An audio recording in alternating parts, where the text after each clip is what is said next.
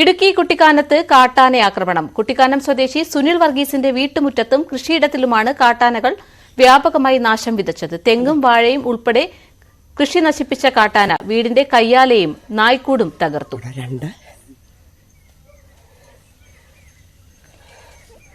സാഗറുണ്ട് തൊടുപുഴയിൽ നിന്നും. സാഗർ, എപ്പോഴായിരുന്നു ആക്രമണം? വിവരങ്ങൾ. ഇടുക്കി ജില്ലയിൽ വ്യാപകമായി വന്യമൃഗ ശല്യം ഇപ്പോൾ നേരിടുന്ന ഒരു സ്ഥിരം പതിവാണ് ഇപ്പോൾ ഉള്ളത്.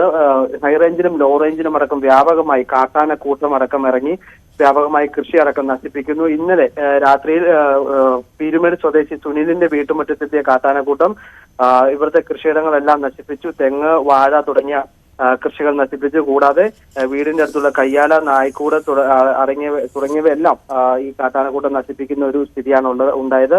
അയൽവാസി അറിയിച്ചതിനെ തുടർന്ന് ഈ സുനിലും കുടുംബവും ബന്ധുവീട്ടിലേക്ക് മാറുകയായിരുന്നു. ഇന്നലെ രാത്രി എത്തിയ കാട്ടാന പുലർച്ചോടെയാണ് മടങ്ങിപ്പോയത്. ജില്ലയുടെ വിവിധ ഇടങ്ങളിൽ കാട്ടാനയും പുലിയും അടക്കം ആക്രമണം നേരിടുന്ന ഒരു സ്ഥിരം കാഴ്ചയാണ് ഇപ്പോൾ ഉള്ളത്. കഴിഞ്ഞ ദിവസം തൊടുപുഴയിൽ പുലി ഇറങ്ങിയ ഒരു സംഭവം ഉണ്ടായി. ഇതിനെ പിടികൂടാൻ ഒരു മാസത്തോളമായി ഇപ്പോൾ വനം വകുപ്പ് അധികൃതർ കൂട് സ്ഥാപിച്ചിട്ടുണ്ടെങ്കിൽ ഇതുവരെ പുലി കുടുങ്ങിയിട്ടില്ല.